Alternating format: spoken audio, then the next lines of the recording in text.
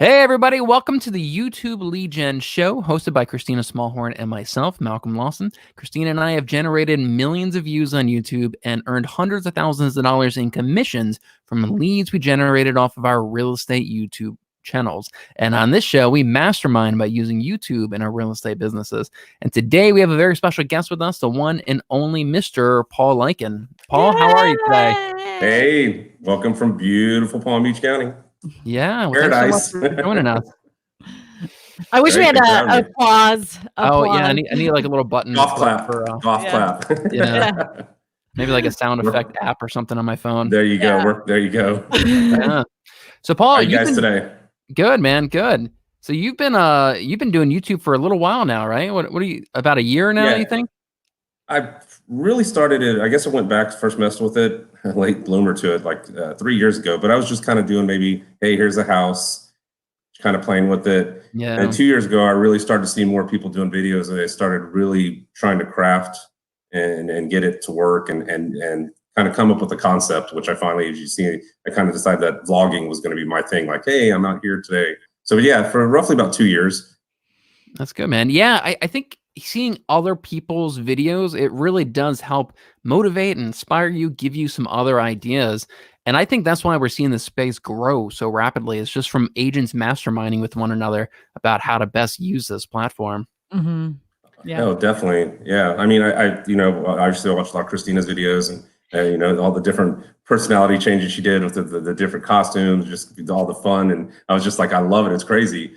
And then you see other people do, like Ken Prozac. You see someone that does it so polished and almost very professionally done. Hey, my stuff's a professional and polished. Hey, I would say with 16, what do we have to 20,000 subscribers? I'd say yours is very polished. yours pulls people in, but just all these different styles you see, and you kind of learn from everyone from doing that. And I knew mine wasn't going to be the kind where I sit at a table and talk to people about, hey, today I'm going to talk to you about this or that.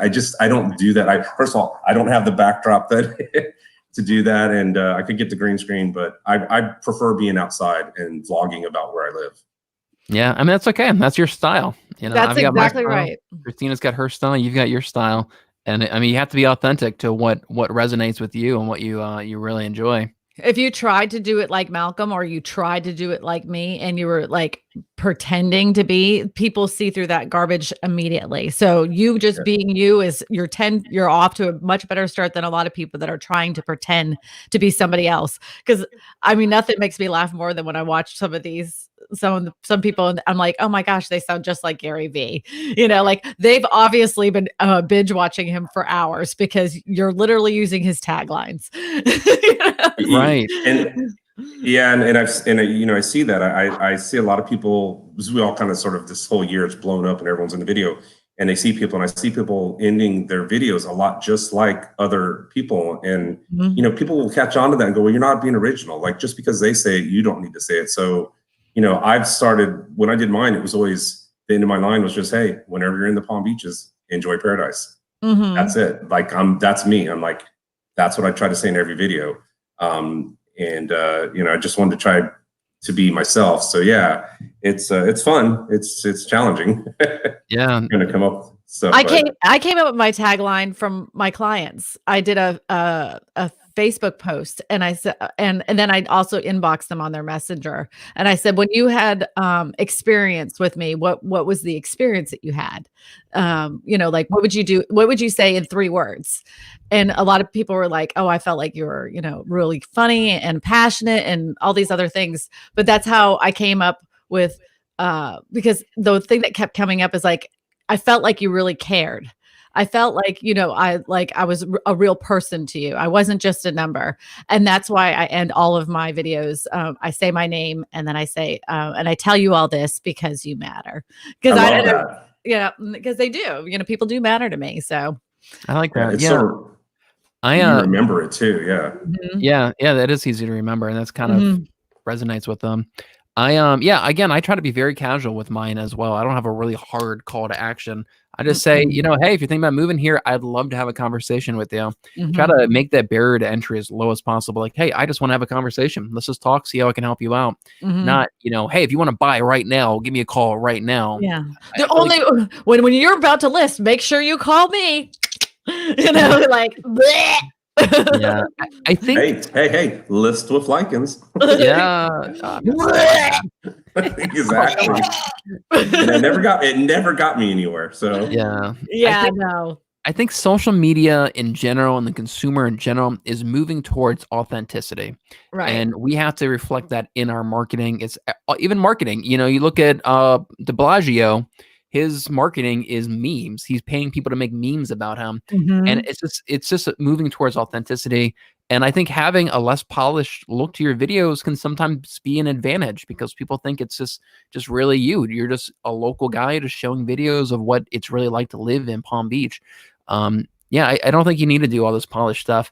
When I started seeing a lot of people do these beautiful listing videos, and I went out and bought, you know, a $3,000 camera and a $500 gimbal, and I was like, oh yeah, I'm gonna do these listing videos like just like all these other people. And I tried doing it, and it turned out terrible. And I realized like that's not me. That's not the kind of videos I like to make. That's inauthentic to myself. I just like making videos here in my studios. I don't know. That's the kind of content that I consume.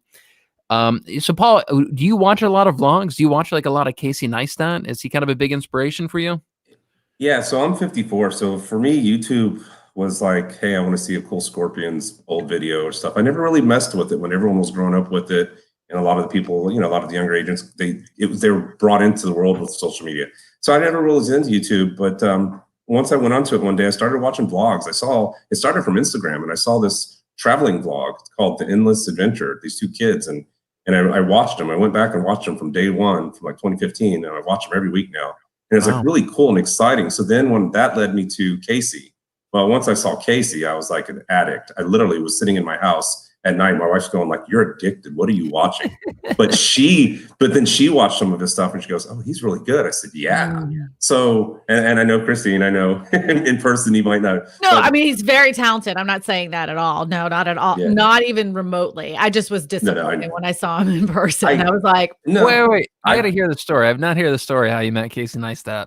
I never met him, like shook his hand, kind of meet him. Yeah. But they had him as a guest at Vid Summit. And you know, Vid Summit's kind of one of those things that it isn't a fangirl, fanboy type thing. It's people, professionals. It's very professional. It's people that are marketers and video makers and people that have very large channels and very small channels, but nobody makes you feel like you're less of a creator or less of a marketer because you don't have exponential amount of subscribers or whatever. And everybody you see, you can at one point or another, you can speak to them, maybe just say hello or maybe get a picture really quick. You don't bother people though. Nobody really bothers one another. So he is the guest highlight speaker at Vid Summit. And he gets up there and you could just tell he didn't want to be there. And the audio was terrible. And as soon as he started off, I'm like, I've heard this speech not once, not twice, but at least 5 other times. So it was the same recanned speech he had done, how he started on YouTube, how it, you know, like, I'm like, this is not, I mean, I thought this was going to be more of a conversation with people that are in the trenches with him, you know, and like, I was just very disappointed. So anyways, normally, you know, when people, they hang out, like I know some behind the scenes stuff too. I won't get into it because they will give away who told me that. But after it was all over with, he literally like had a train of people around him. So that way he could go out the door without anybody saying hello or touching him. And he just ran out. Now I get it. He's a big guy. He has, you know, lots of subscribers. He doesn't need any of us. But that made me feel like, boy, for a person that wants us to connect with you on a personal level on your channel, you sure did make all of us feel like we were beneath you. You know, I just didn't like that at all. Yeah. I mean, I get that. I would give the guy a pass. And have you, so like I've been going around teaching classes a lot more lately. And sometimes I'm on fire, man. I'm boom, boom, boom, teaching these classes. I'm witty, I'm cracking jokes. And sometimes I go and teach a class and like maybe my kid had me up at 2 a.m. and I'm just exhausted, or I get something else going on. And I mean, I can just feel my energy levels just like, oh God, I really don't want to be here, but I'm obligated to be here. I do it. I'm sure that happens to Casey Neistat. I'm sure he has bad days with his wife and his baby. And I traveled a couple years ago, and I'm not kidding you when I tell you, I was at the EXP conference. I got my award for video. I literally got on a plane after drinking excessively the night before, and I was not feeling well. Got off the plane, taught a class, and then hung out with everybody. You don't think I was exhausted? I was totally exhausted. I mean, I almost missed my flight the next day, but I knew I was getting paid for something. People were paying to see me, and I owed it to them to be there for them because they paid for me to be there. Mm-hmm. You know what I'm saying? I just think that if you're going to take a job like that, if you're going to take a speaking event, no matter what, you just have to turn that off, just like anything. Because like when I was a hairdresser, I had a bad day. I didn't take it out of my customers. I turned it off, left that over there, and was present in that moment for the people that paid me. Yeah, it seems like Neil C is definitely agreeing with you. I don't know. So it was definitely one of the things that really got me into video making, and obviously he's so talented at the way he does his vlog, and he does just the angles and the time lapse. Yeah, that stuff really intrigued me. You know, I didn't realize I liked video as much as I do until I started watching the people vlog, and then I started doing it myself. And I know sometimes we can get carried away with the shot because we're trying to tell the story. But for me, vlogging about Palm Beach County, I actually can do that. I can set my camera up and have the skateboard going by from a different angle. I've got the new the dome that's the underwater housing with the bubble. And you can take the GoPro, and so it gets the water above it. I have some plans for the summer to get some really cool shots showing what else, the ocean that we live next to. But showing it in a cinematic way, to me, it's exciting for me. It's almost like a second career popped up out of this that it's a passion now. My wife's going, you really love doing this, don't you? And I said, I do. Like, I've taught myself to edit. I've taken no classes. The editing software, I sat here banging my head on the computer for hours till I figured it out, learning how to do the shots. Now I'm talking to some photographers because I'm going to buy some ND filters for my drone and for my DJI and start learning how to work with that stuff. And I don't even understand what I'm saying right now. Like, I really don't know about ND filters and this stuff, but I want to learn it because I want to get those cooler shots. But so it's fun. It's just you're in the group, man. Now you're just as addicted as all of us. Yeah. That's what happens. I had no idea either. That's just how it works. You get in it, and you're like, this is kind of fun, and then you become it's like poison. You can't help it. Yeah. And I mean that. So he was. Go ahead. Oh no, I was going to say, so he was one of them, and then I just watched some other people. I take advice from both of y'all. I see people who do good stuff to learn from. I've been watching a lot of people on drones, like Area 51, I think, or Drone 51, and a lot of these guys who teach you how to properly fly your drone and things to do to be smart about it. So I'm trying to YouTube's just like a wealth of information out there, which we all know. No kidding. Anything you want to learn, you can learn on it's amazing. Yeah, it is the new Google. But yeah, so you said that you're passionate about this, and I think I can honestly say that as well, that I'm passionate about video and YouTube. And I've realized that is a rare thing in life for anybody to be able to say that they're passionate about anything. You know, most people go their entire lives and they can never say that about anything. So yeah, I mean, if you're passionate about it, I think you owe it to yourself to like pursue it at all means, you know, and just go dive full into it. I love it. Like, I seriously love it. Like, I mean, it's the one thing I can do at home, and I can control the situation from start to end, you know, like it's the ultimate control. Yeah. You can make yourself look really bad, or you can make yourself look really good, and it's all up to you, you know? Yeah. I was on the RETV podcast, and they asked me, you know, if I was retired, what would I do? And I was like, I thought about it. I was like, I honestly would just make YouTube videos. If I had nothing else to do, I would just be on here making YouTube videos, talking about YouTube and video and editing and all that stuff. Because I mean, it's just, you know, it's in me. It's hooked me. Yeah. You know, and just like you guys, I think you guys are all hooked as well. Love it. Yeah, let's give a shout out to Colin and Tim, because that podcast is awesome. I need to go listen to more of them. I love what those two guys are doing. That's one of the first channels I found in Facebook, which really is like, wow, people making videos. Then we have our mastermind doing more YouTube. They're a lot more Facebook. I think they do a lot of stuff because they get those, like in your thing, they get those instant 5,000 views in one day stuff, but whereas ours is for the long haul. But like I said, Christine, I got a lead this morning. They saw my video. They saw my video I did with the fishing video here in my backyard on the lake, and they want to buy a house on the lake. What did I tell you? Fishing? She told me do more fishing videos. So I looked at his channel. I looked at his channel and I said, your top performing videos have something to do with fishing in it. I said, you need to tie those two things together. You're passionate about fishing and you're passionate about real estate. Make more videos that have to do with fishing spots near neighborhoods, because there's other people just like you that like to fish. And sure, I knew it. So, and I guess it's starting to go because I'm also getting some of the thumb downs, and I got a comment I got the video yesterday, goes, your video is a joke. And it was about the most dangerous inlet in Palm Beach County, because I don't show any boats literally flipping over. It was just a title. And it was a little bit of clickbait, because that's when I was very new, very young. And I was like, at video, and I said, oh, let's make something to get their attention. Well, it's got 10,000 views, so it worked. But yeah, it's kind of clickish. That's okay. I mean, it's all right. Once you get the bad comments, then you know you're doing something right, because you can't make everybody happy. But I want to know, my friend Neil C is a gear hog. Are you a gear hog? He buys he sends me all these I just got this off of Amazon, and it will be some kind of clip or a new mic, or it'll be something for your mic or whatever. He always is buying gear. Do you buy gear like that?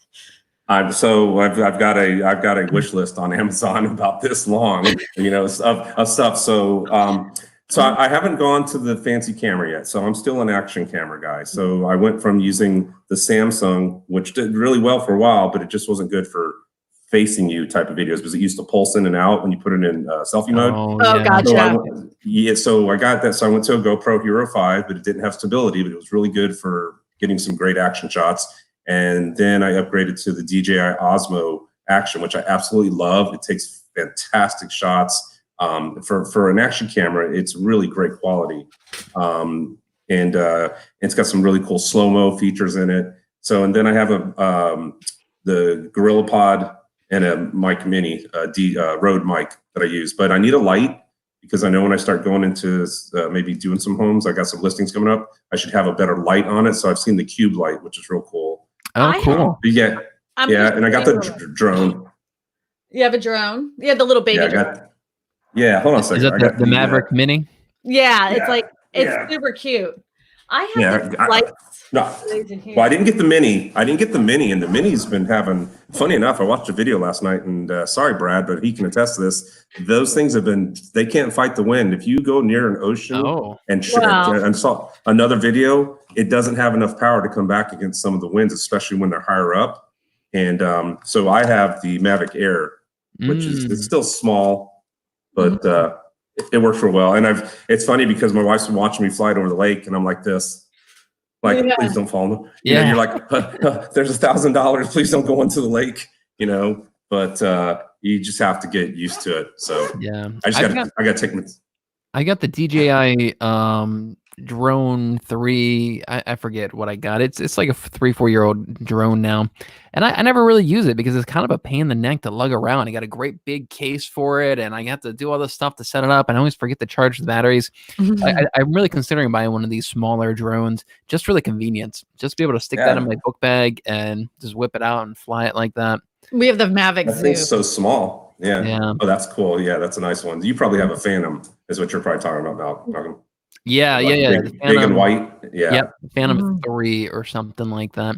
I never really use it anymore, honestly. I mean, it's cool. It's, if you want to put in the work to get those shots, definitely you can get some really neat stuff. I added a little bit of drone in my last video. I saw that. Man, Christina, I was very impressed with your last video. You really went above and beyond with that. You want to see something cool with that? I mean, just to get off topic, because yes, I do. Okay, so let's see if we can share the screen here. Just 1 second, because I'm going to show you the back end of that video. So my top performing video currently is my tiny home video about buying tiny homes on Amazon. Yeah. Okay. And great video. Thank you.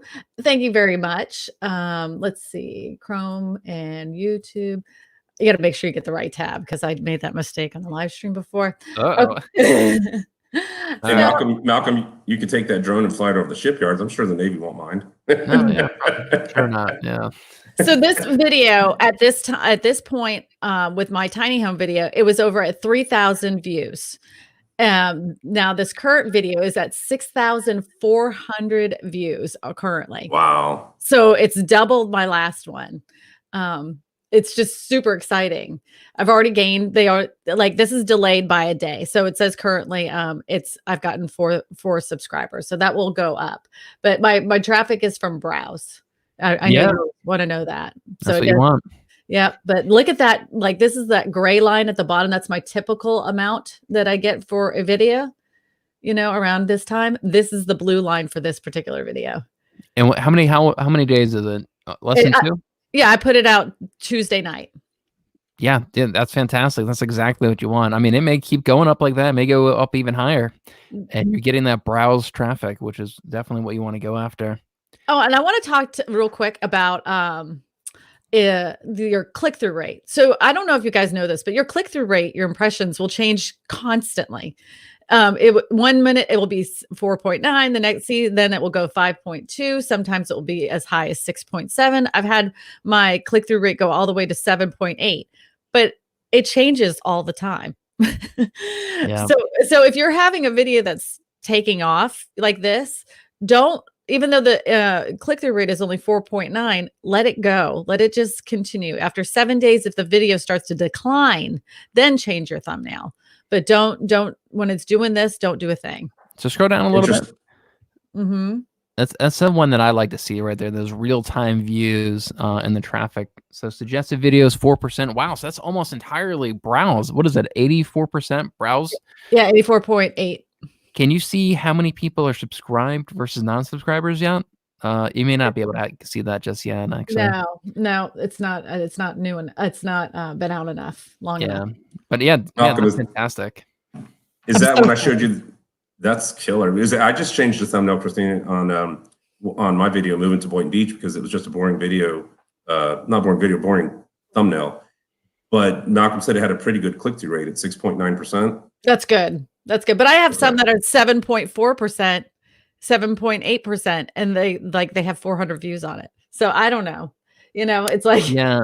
And what's interesting is, as videos, from my experience, as they do better, your click-through rate actually goes down. Mm-hmm. And it's because YouTube trying to find a new audience. They're trying to expand your audience, which is what you want, even though your click-through rate goes down. So yeah, you don't really want to obsess too much about it. Just know that it's important to have a good click-through rate. Here's the watch time, by the way. What's the watch time at? Is it still coming up on your screen? Yeah, I can see it. This is kind of small. Okay, so the non-subscribers is 84.8%. Subscribe is 15.2%. Wow. So you're reaching a new audience. Those 6,000 people with your browse, YouTube's finding new people for your channel. That's fantastic. That's exactly what you want. Yeah. So, and then this is very interesting. It says the age is, normally I have pretty much a male audience, but this particular video, it's pretty much straight 50-50 male to female audience, which is normally, it's usually about 65% male. And then, the other is female. But the age group is still the same. My age group is 45 to 64. That's where most of my videos and my audience is in that age group, 45 to 64. Yeah, so I think you got a banger on your hands there. I'm excited. If I could because the other one's over 500,000. I think it's 564,000. So if I can get this one even over that, I'd be like, wow, that would be amazing. That's crazy. That's you crazy. Figure out the formula. And it's a great thumbnail too. I actually really like that thumbnail that it totally portrays the story right there. Insta House. I love that. What's the title of the video? It's the title. Like, let me just explain. I did about 30 different thumbnails for this video. A minimum. The 30, title. Wow. Build a house in 2 hours, build a house in 2 hours, foldable modular home.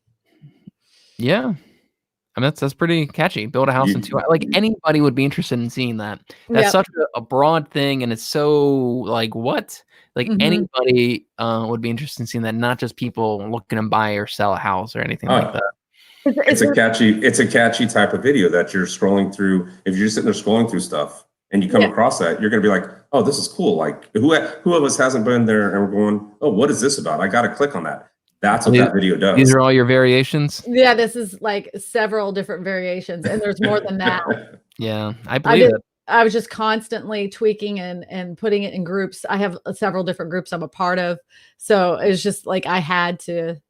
And so let me ask you this: out of those, so you created 30 thumbnails. Mm-hmm. Where do you think was this like one of the earlier thumbnails that you made, or was it one of like the last thumbnails that you made? Oh, it was definitely one of the last ones. Yeah, because I was constantly like moving a letter here and changing the words at the top. Because I did have it as like foldable home, or like I had all these different things at the top. What I was going to actually write at the top, but I wanted it to be something catchy. And I was on a mastermind call with Daryl Eves and a group of other people, and somebody put in the chat Insta House, and I went, that's it. Yeah. Insta House. I'm like, well, that wins, and so because there's a girl in the group that has it, she does Instapot recipes. Oh. She has a very successful channel. Yeah. And I was like, you know what, why not Insta House? So I'm gonna go with it. There you go. That's why it's always good to mastermind with people that are not necessarily in your niche. I think it's important to mastermind with people in your niche that understand what your ideal avatar looks like, because they get what we do for a living, which is sell houses. But I think it's equally important to mastermind with people that have nothing to do with what you're doing, because you want to attract those people that would normally be interested in a real estate channel. You want those non-subscribers. How are you going to get them interested? So it's very important to mastermind. Can you recommend a good mastermind that we could take a look at? That would be interesting. I would like to see that. Maybe well, after this, or well, I pay for mine. Okay. There's always like if you go into Daryl Eves Video Makers and Marketers, you can put your thumbnails in there, and you'll start meeting and talking to people in there, and then sure enough you become friends with them, and then sure enough you're masterminding together. It's one of those things, you just start talking to people, and the more you post in groups like that, the more you get connected to certain people that are answering your questions. Interesting. That's how the person that's speaking there, Neil C., he actually had a crypto channel, about cryptocurrency. And I liked his voice. And I said, would you like to voice over my listing videos? And he's like, yeah, sure. He never had done it before. Well, now that's part of his business. And we would have never done that if I hadn't met him in one of these groups. And I saw one of his videos and I heard his voice, Mm-hmm. Interesting. Yeah. Yeah. So, I mean, that's how all three of us have. None of us has ever met in person, but here we are masterminding, and from YouTube and Facebook and everything else. That's the future right there. Yep, I agree. And what I like is, so you created 30 thumbnails. If you just force yourself to do that for every single video, like it's almost guaranteed that your finished product's going to be so much better than if you only create one thumbnail. Mm-hmm. And I do that with my titles. I force myself to write out multiple titles. And it is almost always a better title after I write out 10 titles than it is the very first title that comes to my mind. That is the other thing that I do in my mastermind group is I come up with about 10 titles, and we keep constantly tweaking them, constantly. Maybe this, maybe that, maybe that's too long, and we need to shorten it down. Like we are always doing that. No, somebody said, yes, I got a question here. Yeah. What do you guys think about backlinks to your videos? Yeah. So I'm coming from a blogging background, and I used to try to do that. I used to try to create as many backlinks to my YouTube videos as possible. No, I really do not think it has any impact. I've asked this question specifically to Tim Smoyer. He said no. I was thinking, what can I do to get my videos to rank on Google? Mm-hmm. And backlinks, I don't think have an impact. I think it really is about the click-through rate. It's about the watch time. And for Google specifically, I've learned recently that if you add timestamps to your videos in your description, mm-hmm. that can help Google display your video on the first page of Google. I've asked several people this, and they say that is one of the things that it can help them. Okay, so this is how it works, though. In your timestamp, that you put in your description, make sure you're answering the question that somebody would Google. Do you understand what I'm saying? So your timestamp says how to buy a house, and then you have the timestamp. So that way when people Google how to buy a house, your timestamped video is what's going to show up. Because that's as soon as you click on that, if you ever have one of those come up, it is right at that point where you say something about buying a house. So that make sure you're answering a Googleable question in your timestamp. So in order for that to rank. Yeah. And I haven't actually done that yet for my videos. I have. I did have one of my videos moving to Maryland. When you search that, it displayed my video at like a minute into that video. So it must have been looking at my transcript and saw that is when I'm talking about moving to Maryland, or maybe using those words in my video, and it displayed starting there. And so, yeah, I want to go back and do that to a lot of my other videos and see if I get more Google exposure by doing that.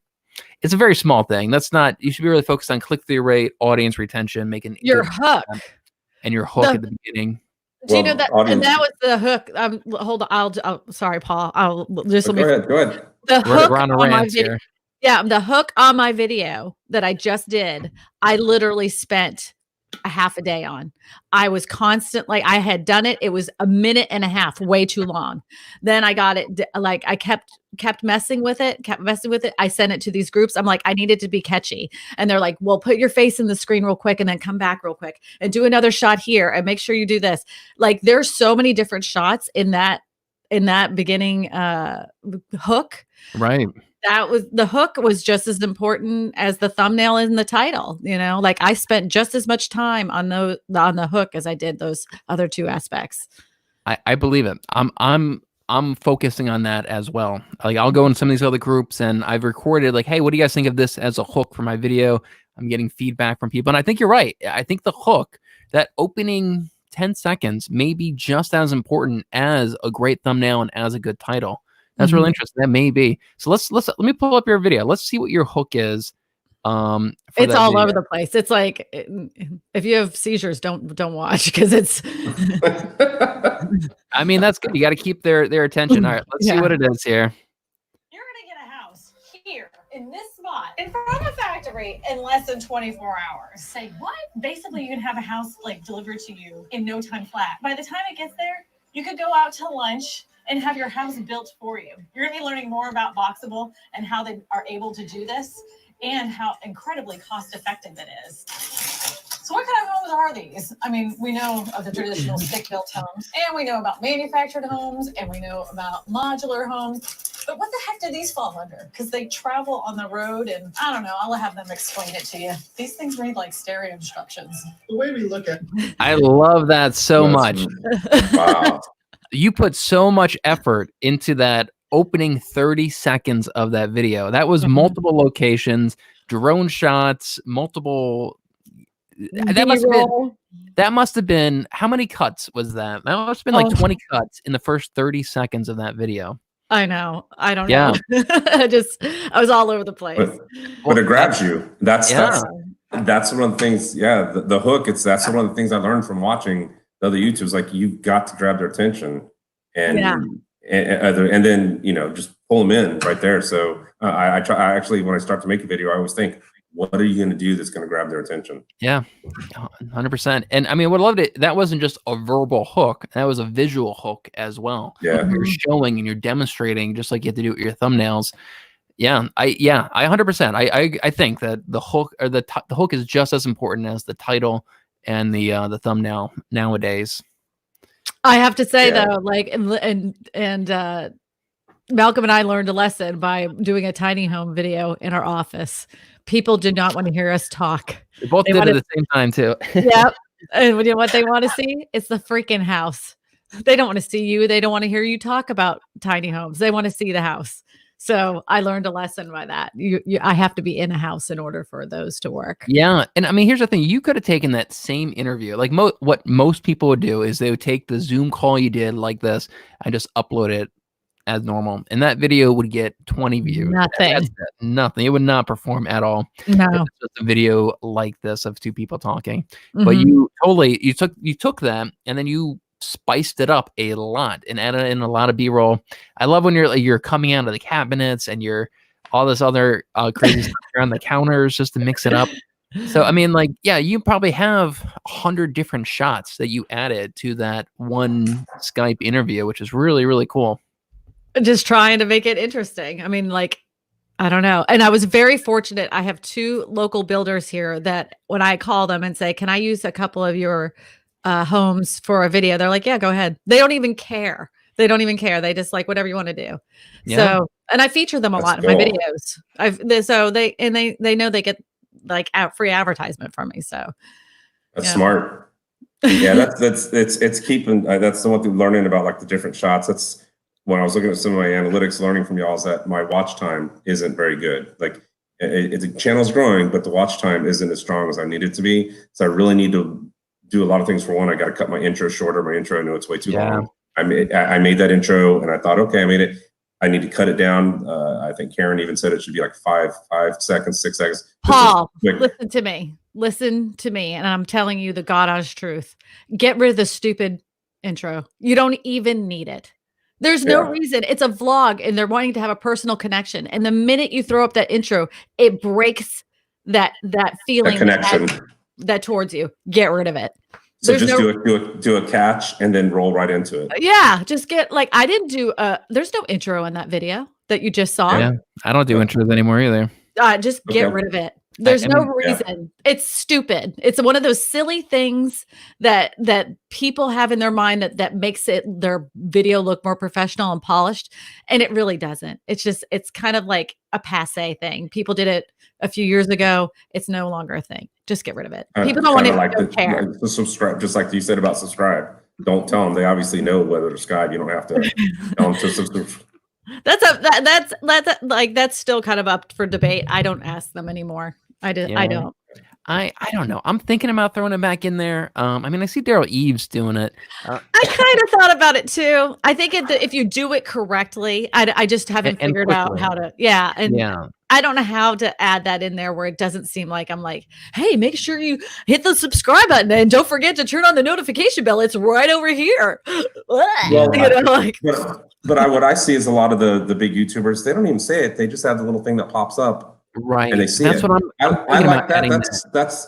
That one's more subtle. It just pops up and it says subscribe, and there's a cool one that shows the count and it has the bell. It has the whole package in one little thing, and you see it when you're watching the video. It's going to be right there. So maybe that, without having to break video and say, by the way, if you're new to my channel, please subscribe, blah, blah, blah, blah, blah. Instead, just, hey, today I'm out here showing you this really cool fishing spot.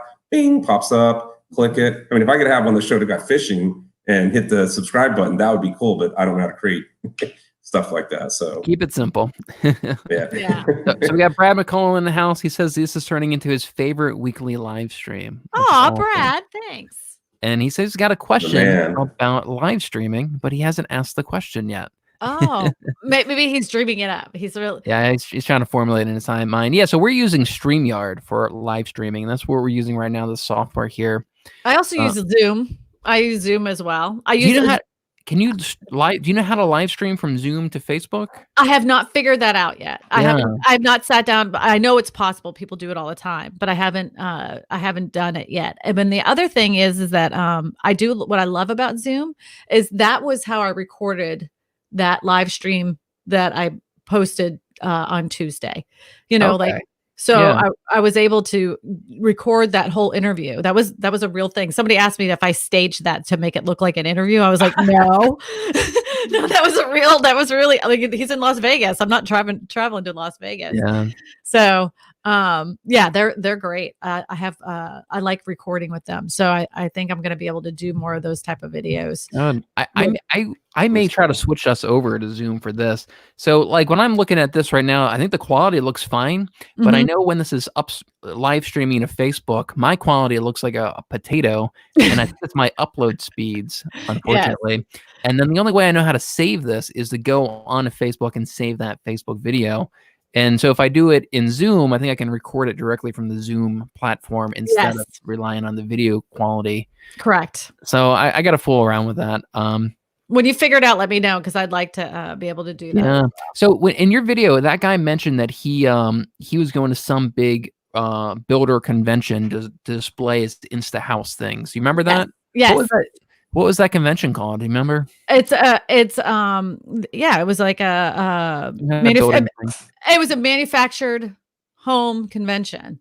So have you thought about going there yet? Yes, me and Amy Heaslett were talking about that. You see all these big people that they'll make like 30 videos in one day by literally just going to these conventions and interviewing people right there. And you absolutely could just spend an entire day, burn through like 5 batteries on your camera. Oh yeah. And just talk to different people building teepees or log cabins or whatever the heck else. Yeah. And I would like one day I could do they go around with a microphone and interview a bunch of people. And then the following day, just go around and start take them in order and then start filming B-roll of all their houses. So that way the interviews would be super interesting. I have a friend that has a tool channel and he does that. He's got he did like 40 videos from the tool show.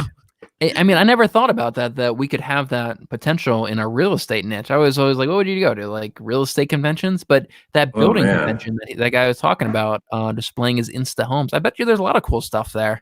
Yeah, there's a house actually right here at LSU. It's the La House, and it's an energy efficient home. It's like the top of the end, and I'm like, why have I not done that yet? Like, what the hell's wrong with me? What about solar panels, and like, does that actually save you money? And what's the pros and cons of having solar panels on your house? Yeah. And wait until Elon Musk launches his solar single things. That's probably stuff like that is probably going to be at that convention. Exactly. So I think that there's definitely opportunity there. And I also want to go, there's another manufacturing home convention in Orlando, Florida. And that's where I moved from, Orlando. So I've got friends out there. Hey, that's only 2 hours away. I'll meet you there. Yeah, we could. Well, we'll see. Now you're giving me ideas. I'm thinking, I never thought of this, but hey, the boat show is coming here, the Palm Beach County Boat Show, with all the fishing and all the different boats and trying to talk to the different boats and just talk about the different canals in the neighborhoods that would go, that boats would fit. Right. And just even some of the docking stuff that they have for the boats and all that. Yeah. Yeah. Smart. Smart. That'd be cool. Plus it's a boat show. I mean, it's like that's it to go there. It's like, oh, I'm at the toy store now. Yeah. Right. Yeah. I mean, how many videos could you get out of that one boat show? You know, you could probably get 5-6 videos from one day of you filming at that boat show. Minimum. Yeah. And you just tie it into real estate. Okay, so Brad's question. You need a house for this yacht? Brad said, okay, so my question is actually about the camera. Have you tried CamLink to hook up your mirrorless camera as your main camera for streaming? I have. Oh, you have? Yes. Okay, so what happens is this. Whenever I hook up my camera, because cameras have that automatic timer that after so many, like when it's just sitting there still, it automatically cuts off. And I've reset it and everything else. And then the batteries die on them so fast. So when I would do my live stream, I used to do the real estate trivia night.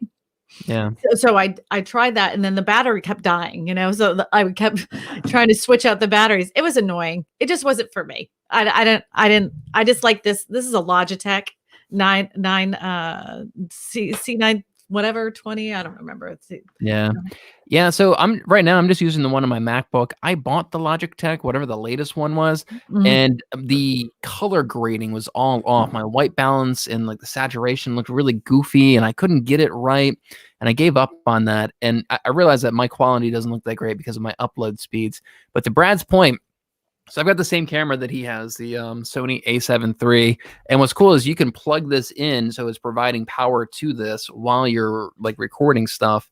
I don't know if it has I think it's mirrorless. I don't think it has a shutter that would close on you. But yeah, I wanted to look into doing that live streaming through the camera because I think it's like $100 little adapter thing, video card or something that you buy for your thing. I have not done it. I've watched a few videos on it. But in the end, I think your upload speed is also pretty important. So I don't have upload speeds high enough to really make a big difference, I think. So no, but Brad, I'd be awesome. I would love to see you do that. It'd be kind of cool. Maybe we'll get Brad on the live stream and we'll have him live streaming through his fancy camera and we'll see, let's see if there's a difference. Yeah. We'll see that hair.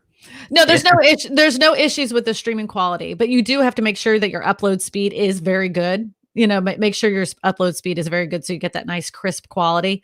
But yeah, no, you don't have a problem with that. Yeah, Brad, what kind of live streaming are you thinking about doing? You think about going in the different groups and like doing some like educational stuff or something? All I know is whatever he does is always like beautiful. I'm like, my constant joke, because like every time I'm like, oh look, Brad with another shitty video. He doesn't make crappy videos ever. I'm like, I really want to see one of his crappy ones. Like that would make me my day. Just to know that he's human. Did you watch his last one about that the luxury apartment complex or something? I did not. Yeah, I think he just published it the other day. But what caught me was just how many cuts he has. Like again, it must be ridiculous in like a 5-minute video. It's like and well, that's the whole thing. Our industry is very boring, and in order to make that interesting, you have to keep the eye moving constantly. Yeah, in order to make the information that we're shoving down people's throat, cut it a million times. Yeah, he's gonna be streaming in 4K, man. Yeah. He's probably gonna be one of the first people to stream in 8K. God, you need like a gigabyte a second upload streams to stream in like 4K though. It's not necessary to stream in 4K. Content quality over production quality. Yeah, just stream in 4K is overkill, but you can do it in 1080p and. Like, let me just put it this way. Nick Nimmin, he's talking about YouTube content. He gets hundreds of people on his live streams. He started off with a Logitech camera, and now he does use regular cameras, but they're at 1080p. And sometimes they're at 720p because it's a live stream. Yeah, even Peter McKinnon, he was on MKHD2. God, I forget the guy's name. The guy does all the tech stuff, and him and the guy was debating, about quality. And Peter McKinnon said, "Look, man, I just do 1080p. Most of my content's consumed on a mobile device, and if I did a 4K, like nobody's gonna tell the difference, and it's not worth that extra time for me to do it." Whereas the other guy was saying, well, I want to future-proof my content, so in 10 years from now when 4K is the standard, it's still going to be consumable. Yeah, it's like to each his own, whatever, Yeah, content quality. The depth of field looks great. Even in 720 it looks great. Okay, yeah. Lighting my face up with my cell phone because Brad said I need to get a light. I don't do studio. I don't do studio videos, yeah, Brad. I use natural Florida sunlight. Well, I'm going to show you something, Paul, and this is no joke. As you see how nice and bright I am right now? This comes from Home Depot. That's it. That's nice. It's just a little. It cost me $8. I'm sitting here with my phone. I'm just saying, like, it doesn't have, lighting is probably the cheapest thing you can do when it comes to making a shot look nice. I've actually looked at. I still get all my cubes that I want to get. Yeah. I did throw these on today because I'm doing it in honor of Malcolm. Oh yeah. See, now you got one extra. Now I got to get a fourth one just to one up you. I just got them from Amazon. I typed in Edison lights, and then they only came in 3-packs. So that's where I got mine as well. But yeah, I mean, to Brad's point, like I may do that. So Brad, let me know how that works because I want to do a lot more Zoom calls, like one-on-one calls with people and live streams and everything. And I love it if I could get that shallow depth of field and I get my white balance right. I don't know why, but it does bug me that the quality is not as good at this live stream. Mm-hmm. Let's see. Gerald Undone has some videos on streaming. Okay. Yeah, we'll check him out. Mm-hmm. Brad says, I love Paul Likens. Everybody loves Paul Likens. I know. I always call, I think Malcolm does it too. I always call him Palm Beach Paul. That's Palm Beach Paul. I do. Yeah, that's what I referred to you as. Yeah, Palm Beach Paul. It's funny. I thought of that and I laughed about it. I said, you're going to sound like either you're going to sound like a real idiot doing that or it's going to stick. And stuck with me. Someone in RETV said, hey, does someone know someone who does West Palm Beach? And then someone was like, yeah, there's this guy, Palm Beach Paul. He may have made a video too. But it's funny because, that's great. Man, alliterations. Our brains love alliterations. You're Palm Beach Paul forever. I appreciate it. Hey, I got the flamingos on right now. That works. Hey, it works. It's braiding, man. That is braiding at its best. And you know what? like my channel name is Malcolm Lawson Dash Realtor. Like I don't have to tell people I'm a real estate agent. They know I'm a real estate agent. With Palm Beach's Paul, they know what area you work. Nobody's gonna ask you, hey, do you cover Palm Beach? No, they know that. It's in your name. So it does kind of give you a little bit of an advantage there with that. Took a while to get used to it, but now it's just fun. So I think it's fun. It's you. It's very you. Yeah. So Paul, let me ask you a question. So you've been doing this for about a year now. You just started getting quite a few leads. You got a lead today. I know you got a lead, I think, last week or so. Things are starting to work out for you. What do you think some of the biggest lessons are that you've learned, or the biggest changes, I guess, from when you first started making videos to kind of what you're focused on right now? Have any obviously a lot of, obviously, the thumbnails, from learning and watching from y'all, like thumbnails and titles has been a huge thing. Just having a picture from your video in there and a title just isn't going to cut. You got to have something that grabs their attention. I'm watching a lot of y'all's about being on, I guess, was it on the left side, having the face over here and having the verbiage, the titles right up here. Here. So just doing the thumbnails, and just working on the content that I'm comfortable with, like being me and making videos. Like she said, get out and do a video about fishing. She goes, you like fishing, and one of your biggest videos was you fishing. It had nothing to do about real estate. And so trying to bring that into it and showing, and people retire here for golf, relaxation and fishing. And we have 47 miles of beachfront here. There's a beach for everybody. We got lakes everywhere around that you can fish in.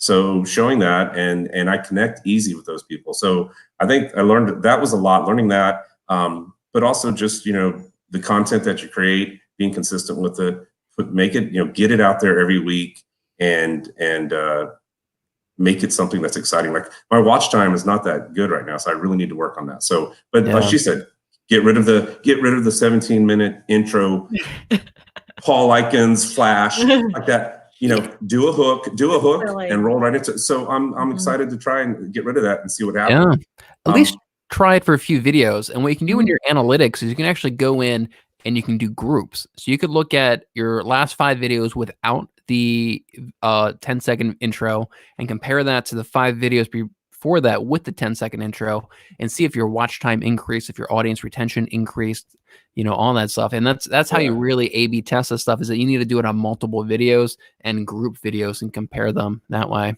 Okay. And I think you would, man. I really think you would see an increase in your audience retention. I wouldn't be surprised if you're losing 5 to 10% of your audience during that 10-second the video intro that you do. Paul, what is their percentage of audience retention? What is it at? Oh, shoot. Like for your last video, give me a guesstimate. Is it 30%? Is it 40%? Is it? Hold on. I'll tell you right now. I could just pull it up on the YouTube analytics here. Watch time. Let me see what this video was. And you gotta look at your analytics on your computer. You get a lot more data, I think, than you can. Yeah, absolutely. Well, I like the charts. I'm a visual person, so if I see a chart, I would say 30. I mean, I got to go back and look. I'm still the analytics. I'm still not as much into it as y'all. I mean, I'm learning. So I'm really just now starting to, like, I talked to Malcolm. I was like, hey, look at this piece, look at that piece. So I'm really starting to learn how to use the analytics. I never have for the past year. I was just like, okay, let's just make the videos.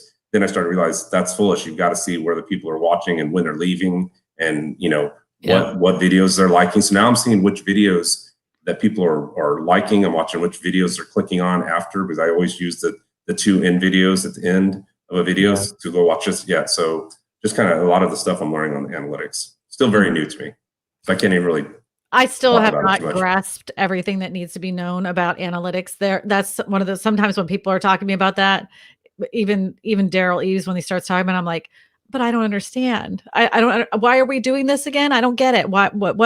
Like, I feel like sometimes it's way over my head when it comes to a lot of those numbers. But I think because you're in the beginning stages of trying to get into analytics, the 2 analytics that you need to focus on mostly is your watch time.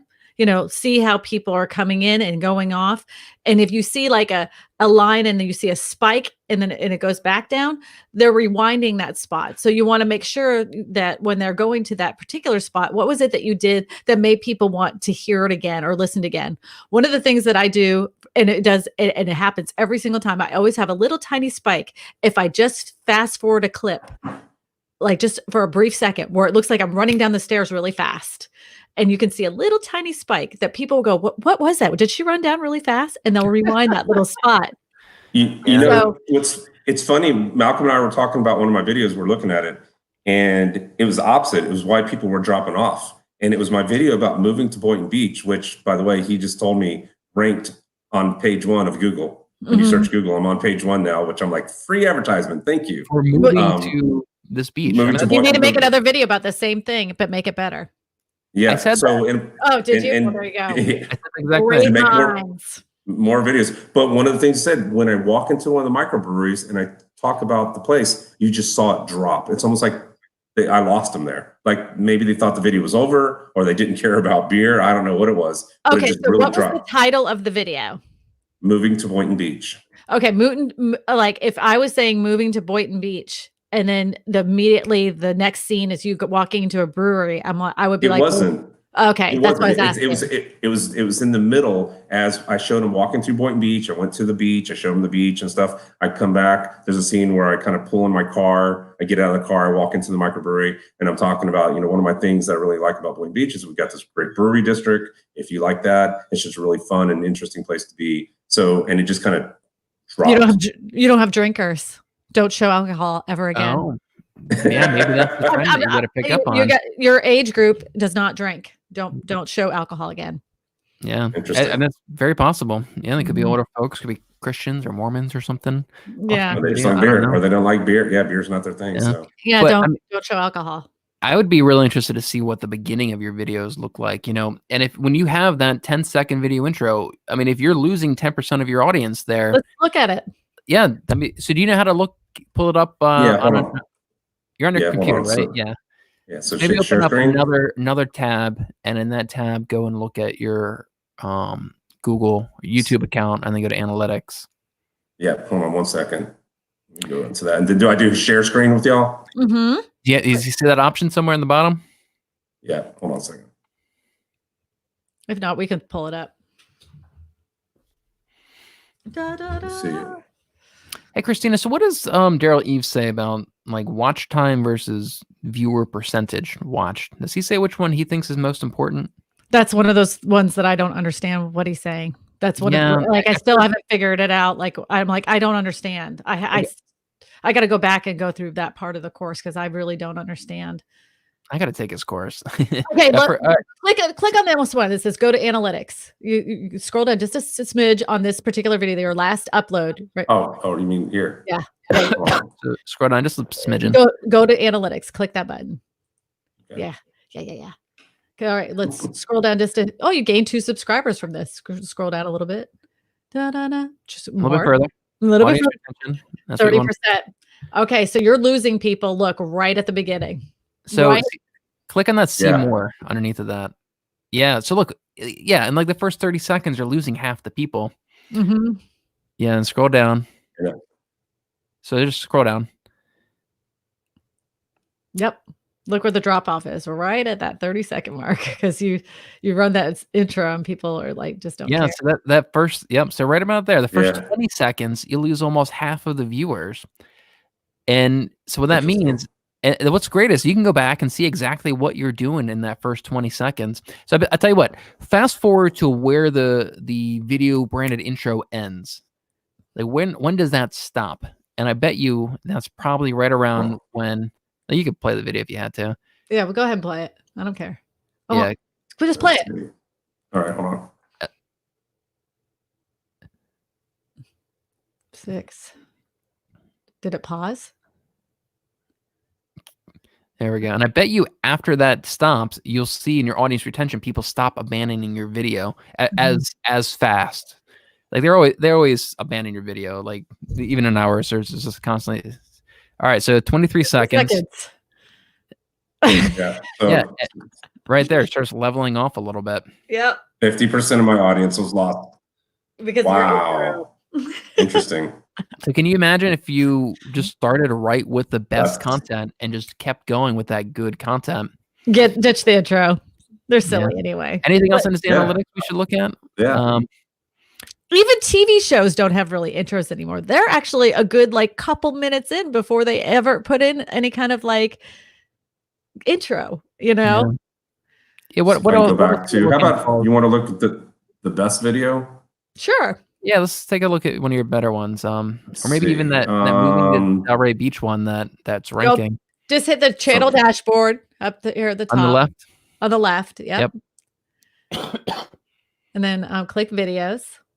Yep, on the left. Yep. Mhm. Yeah, there it is. I'm so used to the other one. I know I need to get rid of that though. So moving to Boynton Beach, right? So moving to Boynton Beach. You could type it in the filter and it would come up. There, just yeah. Yeah, ahead. I think you can type it up there. Mm-hmm. There Right you go. Mhm. Okay. I bet. So let's just take I bet you have at least a 45% audience retention on this one, if I had to guess. I'd say 42. Right, go to analytics. Yep. Yep. Go to analytics. And then maybe scroll up or let's see. Okay, got 25 subscribers from that video. Oh, he's over 50. Let's go down. Scroll down. Scroll down. Scroll down. Scroll down. 35. Oh, 35. Oh, wow. Okay. Yeah. And see, this kind of goes back to, but he And has. and look, it drops drastically at Yeah. 30 seconds. Doesn't it? Yeah. Stop It's the intro. really. But that does look much And that was- better. And so you have a 4 minutes and 30 seconds of watch time. And there's kind of a debate right now whether having a high percentage is more important or having a high watch time is more important. And 4.5 minutes is pretty good for watch time. That may be what they're 13, looking at. I always want 12-minute video. Yeah. I try to reach 50%. It doesn't work all the time. Yeah. So my top performing videos do not have 50%, but the ones, all the other ones are over 50%. And so even this one, I bet you, right where that graph stops going down as steep and starts leveling out, that's probably when your video intro stopped. And truthfully, all my videos, all of them, I usually lose 5 to 10% in like the first 5-10 seconds. It just happens. There's always that little drop off there. Yeah, because people they think it's one thing and then they realize it's another. I think this one was back when I just had this little intro. Okay. But I think it's the fact that that's not bad either. I kind of like that. I kind of like that better than your longer no one. microphone. Hey, look, my first videos have no microphone either. So with my cell phone, it looks like it was filmed on a potato. Who cares? Yeah, I don't care. Content quality over production quality. Yeah. This is ranking on page 1 of Google and probably generated you 25 new subscribers, even though the production quality is not the highest. In the grand scheme of things, if it works, who cares? None of us start off like being Steven Spielberg, it's okay. It's okay. And you learn from it. And that what you need to do is make another video about it and make it even better. And then your end card for that video needs to be the previous video so it can drive traffic to the new video. Well, that's something else you asked. What I learned is at the end of the video, first, don't tell people the video is coming to an end. I've heard stop doing that. Language. Just get to it and go, great. Hey, be sure to check out this video and it's there. And then I'll see you next time, something like that. And to point out to the next video and it be, like you said, moving to Boynton Beach or fishing in Boynton Beach or whatever it might be. Yeah, So, if it's about the same topic, you may get 10-20% click-through rate on some of those. And it's free views, and and on YouTube, if somebody sits there and watches 2 or 3 of your videos back to back, that is such a great signal to YouTube that they're going to stalk that person for weeks, showing them your content. They're just going to keep popping up content while they're on YouTube because they watch 2 or 3 of your videos back to back like that. I think you made it to like streaming videos on Netflix. That's what they want people to do. Absolutely. Longer session times. Mm-hmm. Yeah, and I always try to make it naturally flow. So I almost will pose a question. Like my last video, I'm like, so what do you think? Do you think it's going to be these modular homes that are going to be the wave of the future, or do you think it's going to be still this traditional stick-built homes, or do you think that that manufactured homes that have been made all this time are going to be the way that we've been doing it, and that this isn't going to? If you like my manufactured homes, why don't you click this video over here? I mean, it was much smoother than that, of course, but kept the conversation going where people were like, oh, I don't know, I haven't really thought about it. Oh, there's another video. You know, I didn't do like 20 seconds, which I used to do is with like a fancy card. And then I had like this animation that came down and I'm like, be sure to subscribe. And I had the thing and I'd point to here. No, doesn't work like that. It wasn't until I saw D. Nimmin. D. Nimmin was just doing a video and he was talking and everything. And he was like, oh, and he kind of pretty much did the same thing. And then he was like, and there, you know, like if you want to know more about that particular thing, make sure you click this video right here. It tells you all about iPhones. I was like, it was so smooth. It was so, I was like, oh, damn, it's natural. That's good. Yeah, it's natural. It's good. So I was like, it's like this experience can keep going on. Just click right here and keep going on this experience with me. Yes. Yeah. So I shouldn't be telling my audience to be sure to smash that subscribe button. I mean, it's up to you. Some people like I think I'm never gonna say smash. I'm not gonna say smash. I used to say on my live stream, don't forget to smoosh the like button, smoosh it. But that was on a live stream and it's me being goofy. But I think at the end, if you ask people to subscribe, if they've made it that far, hell yeah, go ahead, do that call to action. But I just think that once you're asking people to subscribe, then they're already clicking off. Yeah, my last few videos, my call to action is, hey, click right here to watch blah, blah, blah, blah. And I can have that display for 20 seconds. So that's about 10 seconds of my ending. And then the last ending is, hey, and if you want to learn more about personal finance and real estate, subscribe and hit that bell and icon to get notified every time. But when I'm doing that, they have that other clickable element. So hopefully they'll click on that instead of just abandoning the video. Gotcha. So Christine, let me ask you, do you ask people to comment on your videos? Have you been doing that lately? Well, I pose a question in my comments every single time. You know, like I like that idea. My pinned comment is a comment. I'm asking them a question.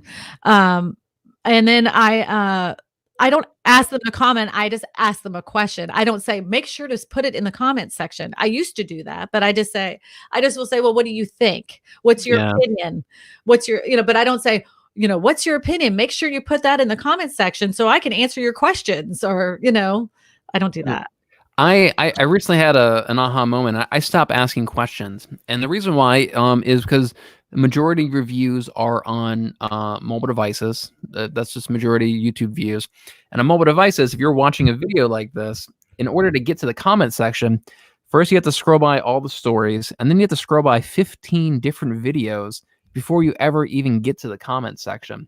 So I feel like if you ask somebody to leave a comment, like there's just a high chance they're going to click on one of these stories, one of these videos before they ever get to that comment section. Well, then the key is to be the only one in that section.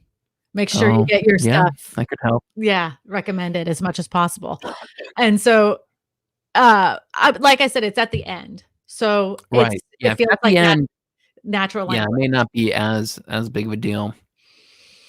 And then I like to have a pinned comment as well, and I'll put like links to other playlists or other videos or my website or something like that. If it's relevant. I like the idea of asking a question in your pinned comment too. Maybe I could do that. Maybe I could ask a question and then also have a link to another playlist or whatever the next video is I want them to watch. Gotcha. What are y'all's feelings about the cards? Like you watch the video pops up and put a card, and mine might be, I used to say, are you thinking of moving to Palm Beach County? Or I'd say, have you ever been to Palm Beach County? But then I started to say, what's your favorite type of fishing? Salt, or, ask those questions. I've never really had any engagement with them. They're almost like a survey and they're watching the video and they just completely ignore it. Yeah. What's your feedback on that, Christina? What do you think? Well, I used to make a tragic mistake, which was I'd be in the middle of talking about selling a home. And I'm like, and I'd be in the first like minute and a half of the video. And I'm like, there's some mistakes that people always make. I've addressed some of those mistakes. If you haven't seen that video, make sure you click here. Well, guess what? My audience retention went like this because they weren't really that interested. They left. So that gives me terrible audience retention. That was a big mistake. So I think strategically placed cards that relate to the topic at hand, not at the beginning of the video like I used to do. Right. But, I think they can be helpful. I don't think that's kind of like almost like keyword stuffing. They give you like 4 or 5 videos that you could stuff into that video. Don't do that. Just put the videos that relate to your video, and don't put them at the beginning of your video. Yeah, and so I've heard a debate on this as well. Unfortunately, we don't know everything about the YouTube algorithm, but I've heard people say that session time is more important than audience retention time. So even if it is at the beginning of the video and they go watch another one of your videos, as long as they're still watching your videos, that can help your video out. Yeah, it's kind of hard to say. I don't think that. I think that harmed a video. To me, it harms a video. Yeah, it's very possible. I stopped doing them for a while there. I was doing it on all of my videos, really optimizing everything, and I would put in like a survey in all my videos to try to get some engagement and ask some questions. And I saw like almost 0 engagement, even when like the video would get 10,000 views, and almost nobody would ever click on those cards. And from my own standpoint, I never click on those cards. I always just ignore them no matter what. In the last month, I don't think I've ever clicked on any of those cards in any videos. And I spend hours on YouTube every single day. Yeah. I'll go back. I'll watch a video, and if I see what it is and it's an interesting video, I'll come back to it and click on it after I've watched the video, man, because it was something I really wanted to see. But I've only done that a couple times. Yeah, it's very few. That's almost kind of like you have them there, you put the right ones in there, but don't expect anything out of it. You know? Yeah. I mean, you can put links to your website too. So I did that for over a year. You know? So I mean, there may be some potential there. Like, hey, if you want to get your free guide to moving to Palm Beach County, click right here. But then I have that in the descriptions. I always say that's in the description. When I do a video and I mention that, I have that in my description section, and I've actually been getting quite a few clicks on it lately. A lot of downloads. So that's good. It has a turning thing, but I have email addresses that I can now put into a CRM and start following up with them. So interesting. So is that working well for you? The as a lead magnet, I guess? Like all the leads that you've gotten, how have you gotten them? Have they reached out to you, or did they register on your website, or is it from the downloadable guide? No, because I'm working on getting a website. So I had a cheesy website and I don't have one right now. So that's something I just have the company website, but no, they've left comments and, or they've sent me emails. So the one was a phone call. She was watching my videos about Palm Beach County and knew they were moving here and they were learning about it. So they were watching my videos, because I make a lot of videos about places like this park you can go to, and this is some of the best beaches. So they were getting that lifestyle idea of what it's like to live here. And then I made one about Winston Trails. Well, it happened to be a neighborhood close to mine in the area where she was looking, because she liked that school district. And she looked at it, she commented on it, and 10 minutes later she called me. So that's a buyer that I'm working with. And the one this morning was a lead. Yeah, that's a very hot lead. And it's nice. It's a $500,000 budget, so it's a good lead. And then the one this morning just reached out to me by email and said, "I saw your video." And he specifically said a house on the lake. The video started out with me on a boat on the water fishing in the lake in my backyard. So they sent the email to me. So I've had a couple through email, and a couple have said comments. I got a young gentleman who left a comment about moving to Delray Beach. And he was like, I'm having a hard time finding work. So now I'm corresponding with him through email saying, hey, let me know if I can connect you. So yeah, that's most of where it's come from. Now, the lead magnets, I've had about 12 people actually download it. But I've sent emails saying, hey, thanks, appreciate you, downloading it. Let me know if I can help you. They haven't responded back, but that's okay, because I think they're down there and it's a numbers game. And one of them is going to be eventually like, yeah, we like this guy, we're going to contact him. So I'm going to, Paul, I've done this for a little while. Those downloadable PDFs and everything worked at one time. They don't work anymore. Like I did that. I found for me that just saying, if you have any questions about real estate, or you just need to talk to me about something, here is my cell phone number.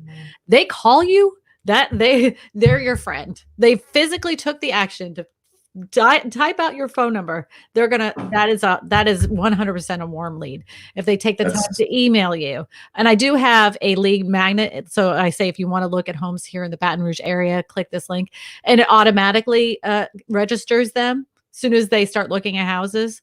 And honestly, that does not work like it does when they call. If they call or personally email me, that's easy. It's interesting you say that, because I just watched Ken's latest video he did of a luxury community in Orlando, and he just says his number at the end. He doesn't need to have it text across or anything. just says, hey, call me. He puts a tag at the end, has all his information, contact information, but he just says it, hey, call me 407, blah, blah, blah, blah, blah. Mhm. And it's like, interesting. So I guess if they've gotten that far and they really liked it and it's a great video, they're going to jot that number down and give them a call. So that's interesting. Maybe I'll try that. In my experience, that's how I get most of my leads as well. Is they just email or call me or text me. When I talked to Ken, he said the same thing, that he's tried all these fancy guides and download this and download funnels and lead captures and all this other.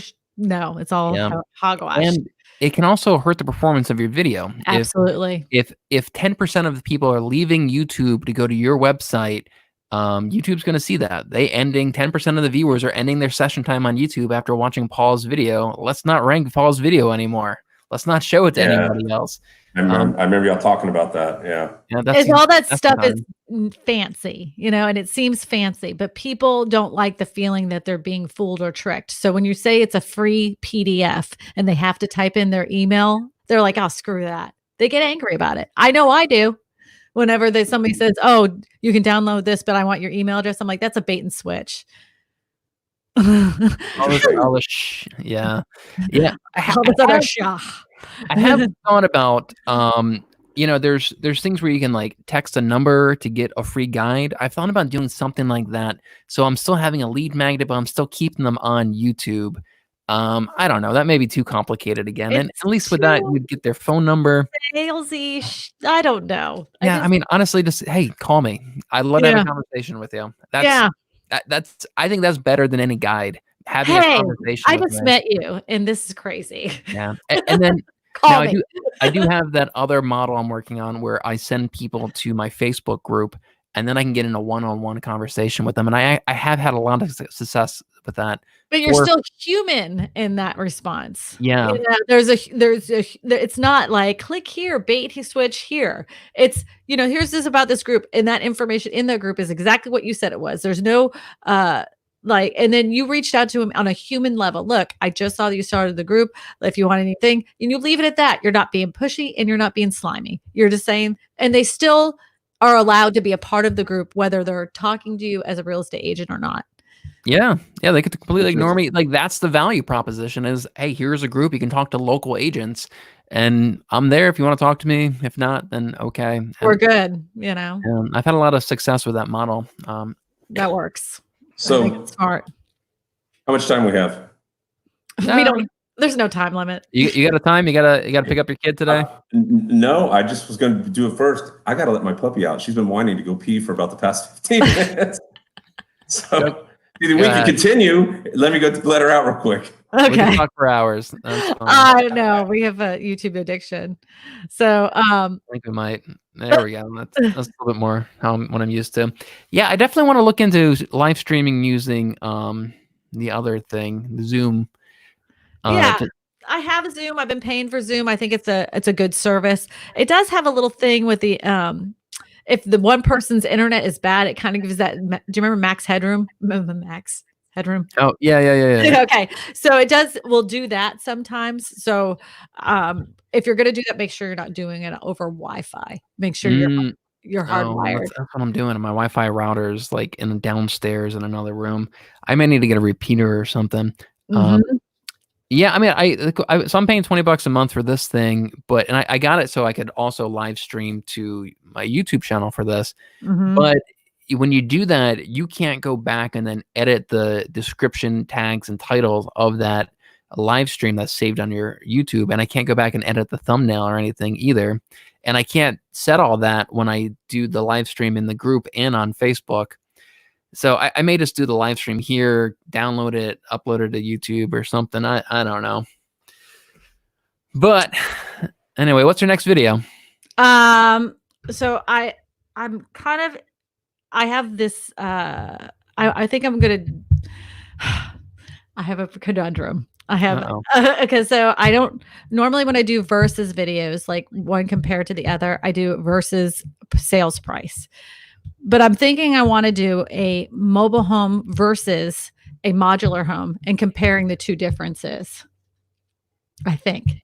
Okay. The other thing I'm thinking about is experimenting and back and doing more videos about buying a home in general. Yeah, go back to the general real estate stuff. Yeah. I don't know. This is the week that I want to do something more experimental instead of just like following my pattern. So I think it's time that I hire a video editor. I feel kind of weird saying that. But you know, I want to compete with like Grant Stefan and everything. And he's putting out so much content from like the moment that I try to change the direction of my channel was about 2 or 3 months ago. I probably put out like 5 or 6 videos. He's probably put out like 30 videos in that same time frame. And there's just no way I can put out that kind of content if I'm editing all my videos myself. Well, let me just put it this way. There's a guy, his name. Cool. Oh, I like this little setup right here. There's a guy, his name is, oh God, what is his name? But he does Andrew Feeney. He puts out like, I swear to God, in a week, I think he puts out 6 videos a week. He's at 17,400 subscribers. And in my mind, I was like, oh my gosh, I'll never reach to that level. I put out 1 video a week. Right. And I'm almost at his level. So it has nothing to do with the amount of videos you put out. It has to do with the quality of videos that you put out and you reach an audience that's going to connect with, period. So you don't have to sweat it. Like, I'm not doing 3 videos a week. I'll never get to that level. You can't think like that. You have to think about what you put into each and every video is good enough to be thrown out to as many people as possible. Yeah, you could do 20 videos. I mean, if it's garbage, no one's going to watch it. Yeah. You know that. And I mean, I'm not saying his stuff is garbage. I'm just saying just because he does that, that isn't the only way you're going to make it. Right. Yes. Yeah. There's multiple models. And I mean, your video that you did where, you got 100 cuts in that video. There's no way you could do that in a day. Well, unless he has an editor that's right under his belt. Yeah. So I'm talking to some editors. They're looking at like $85 an hour or so. I cannot find one. Every time I say, well, I want something like this, they're like, oh, well, that's going to be X amount of dollars. Right. I'm like, you were crazy. I'm like, nope, I'll just stick with it myself. Nobody can do it like me anyway. My video about the mortgage hack, I mean, that probably took me like 4 hours to edit that. That would probably cost me like $500 to have somebody edit that video for me. And it's like, come on, no way. I'll edit my own videos for that. But I may start putting out just simpler videos as well and have them kind of edit those simple videos for me. My next one I think I want to do is like an update on the VA loan because as of January 1, they made a bunch of updates to that. Do your videos take you a while? Because I know you do a lot of studio. You got the really nice studio. Does it take a while to edit a video that you're doing in your studio? For me, and I know like with her, doing the outside stuff, the elements, the right time of day, the noise, all the stuff. I think I did 20 cuts of the same thing. I must have said the same thing 20 times because every time I went by, either someone honked or it was a loud truck or a loud bus or something, just, to film that and then edit it out.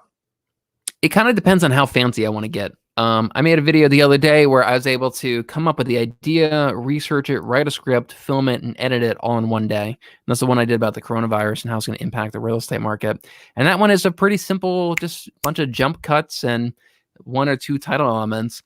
But then I have other ones. I did 10 hacks to pay your mortgage off early. And I've got, all this fancy graphics that are popping up on screen for every single one of them. I got a bunch of B-roll in there. That one took me a lot longer to make. So if I make it simple and just jump cuts, it's pretty quick to edit them. I could probably edit a 5-minute video in maybe an hour.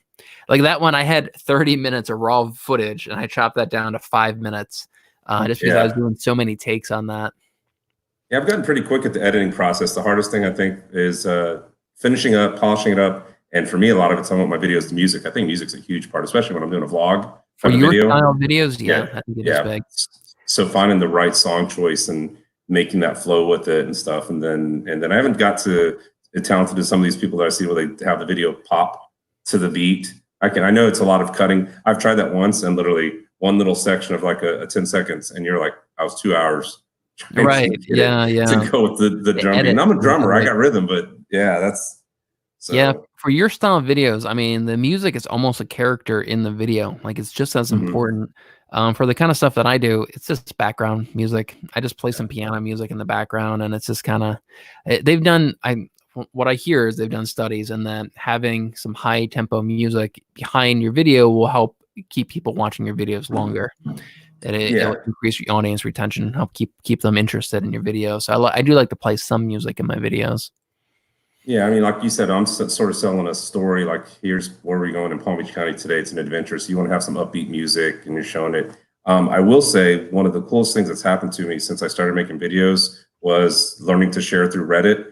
Was a young musician, a guy who makes music, reached out to me on Reddit, said, "Hey, I make videos. I make music. No fee.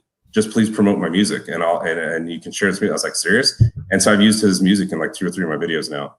Yeah, and he's making, and that's pretty cool. So I was almost thinking about like trying to see if you could do my own intro music, like create my own little song to an intro or something. But you're not going to do intros anymore. Yeah, well, maybe what something. Do you mean? So Joe says, I find that if you choose the music first, editing goes faster in my experience. Especially with the listing video. Especially with the listing video, because you can follow your edits with the cut of the music.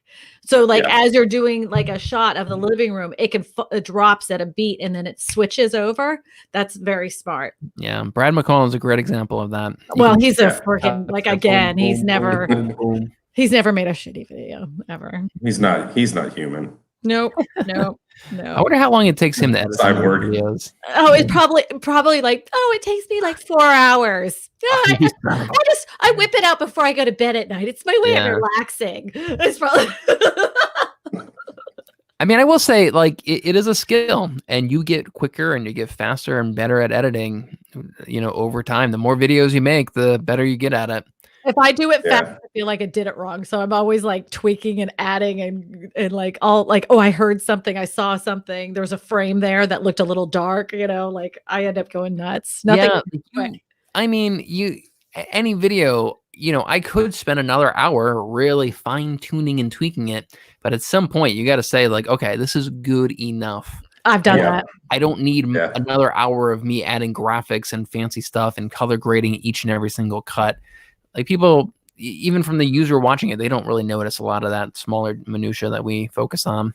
Well, I will say this though, if you're done with a video and it's late at night and you have time the next day, before you push the publish button, watch it one more time, because you heard it so many times the night before, you miss a lot of stuff. And the next day when you watch it again, you're like, oh my God, I repeated myself in 2 different parts. Oh, so it's best. Because it's the worst when you've already published it and you went, crap. I hope no one heard that, Yeah. So watch it one more time before you push the publish button. One more. The next, if I'm editing at night and doing it that morning, I'll go down and I'll play it and I'll watch it through and I'll watch all the little nuances of it, just make sure everything's good. And then I'll see someone go, oh God, thank God I caught that. Mm-hmm. That looks so stupid. Like it could be a look on my face or just something, the cut wasn't right. I'm like, get rid of that. Yeah, and 100%. Like you get like these blinders on, like you watch the same stuff over and over again, and you just miss this obvious stuff. And that's usually what I do is I upload the video as unlisted, and then I send it to my wife and I say, hey, can you just watch this real quick? Make sure I don't have any big mistakes in it. Sometimes she still misses stuff and stuff still slips by and goes on there. But yeah, watching it that one last time, I like the next day, I do like that idea. So Jake says, I got bored and built a teleprompter a few weeks ago. I just use bullet points. It has helped in less takes and less editing. Okay. Yeah. So so you don't really script your stuff, do you, Paul? You just kind of wing everything. Yeah, I'm it's funny. We had a discussion at my office about this, and you should think about storyboarding. So I went and watched some videos on storyboarding, and I'm not going to sit here and draw it out. I just not going to put that much time into sitting there drawing it out and storyboarding a video. But no, I don't really script it out. You could though. I do. Yeah, in my head, I do sort of like I'll think of a scene as I'm driving somewhere, and I'm okay, what do you want to say? What words? What do you want to say about this? And get it and go through my head. And I'll actually practice a lot of times what I'm going to say. And then I get out and I'll take it. And if I don't like the cut, I'll do it again. I'm trying to smile more, which is, you don't think about it, but they say smile on video is so important. But, you're like, hey, this is Palm Beach's Paul. It's like, God, he's a pissed off old man. Versus, hey. I think there's something to that, honestly. Yeah. Whenever I try to do a take, I'll try like, okay, force yourself to smile, Malcolm. Come on. And I try to say stuff while I'm smiling, and it feels weird, but I think it does portray it better. Subconsciously, but people enjoy it better. But I guess scripting it. I probably should. Maybe I'll start writing it out more as I think about other videos and stuff, so I can think of different things to say. I have a problem in my videos where a lot of times I'll say the same. I'll say like cool like 500 times. Hey, this is cool. Hey, Palm Beach is cool. Isn't that a cool place? I'm like, and I'll go back and watch it and I go, oh God, shut up.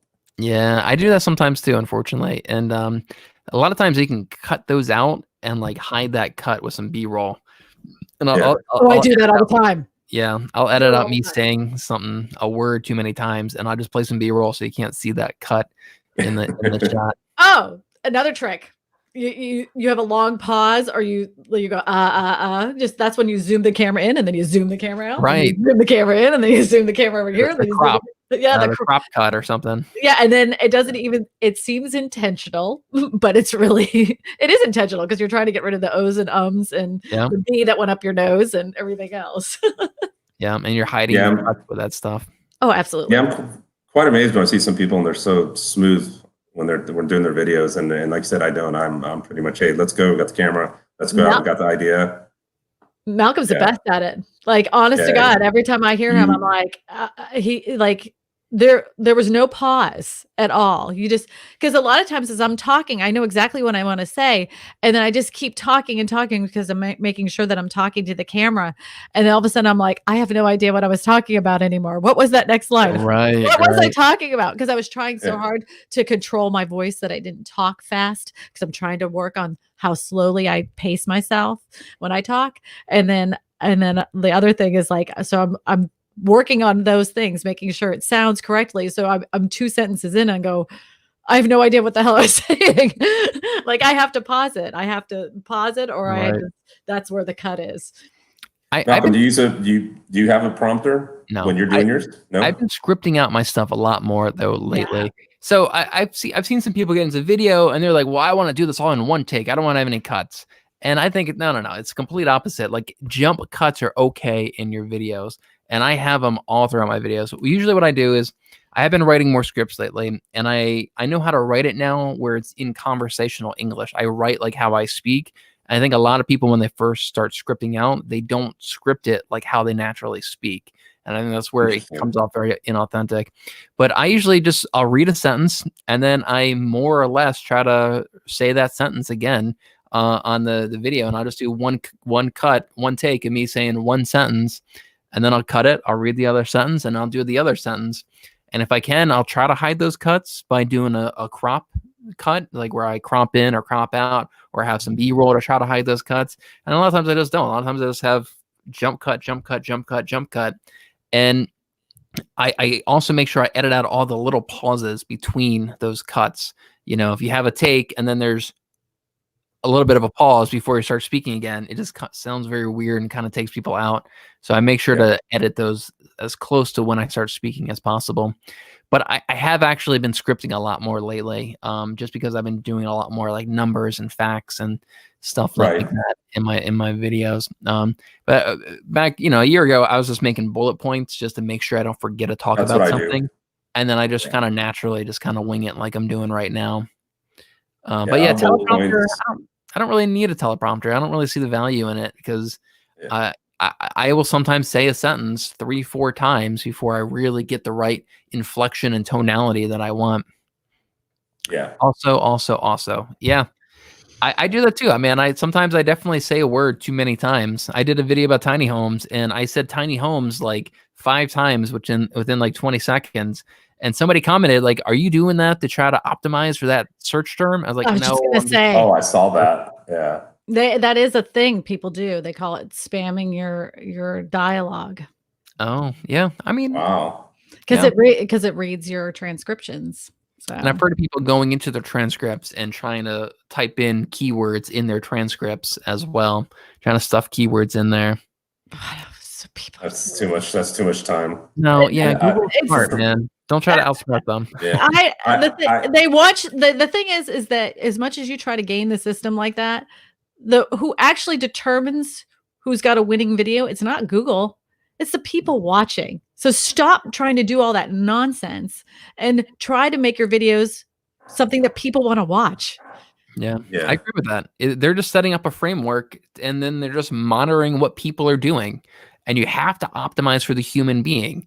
And if you optimize for the human being, you'll do well with the algorithm as well. They're gonna they just really want two things: for people to click on videos and watch videos. That's it. Yeah. Optimize to get people to click on your video and watch it. Your video is going to do well. I have to jet, you guys. You guys can carry on, but I have to go. We're at about an hour and a half. Pretty now. good. That's a good time. All right, Paul, thanks so much for coming on our show. Thanks for having me, guys. I appreciate it. Thank you. I just don't feel well. I hope you feel better. If next week, I'll let you know. I'll let me know my status. But if I get the coronavirus to this microphone, I'm blaming you, Christine. You're more than welcome to. Watch my screen. I'm not kidding. I'm feeling like this. Oh, geez. Barricade yourself in the house. Well, just make YouTube videos for the next 9 months. Well, I just want to say a quick thank you to both of y'all because I've learned quite a bit from y'all in the past few months. It means a lot to me. Really appreciate it. It's really good information that I'm applying and I'm still learning. Like I said, the analytics is kind of like, okay, let's figure this out. And I know I've chatted with both of y'all and I'm like, what the F am I doing? What am I looking for here? But I really appreciate it because it's starting to make sense and I can see the value in it. So thank you. Well, honestly, Paul, this is the God honest truth. Malcolm and I just really want you to succeed. Neither one of us, we always want you to do well. But that is 100% the truth. And we want you to do it the right way with the right advice and not, trying to game the system by doing silly little tricks.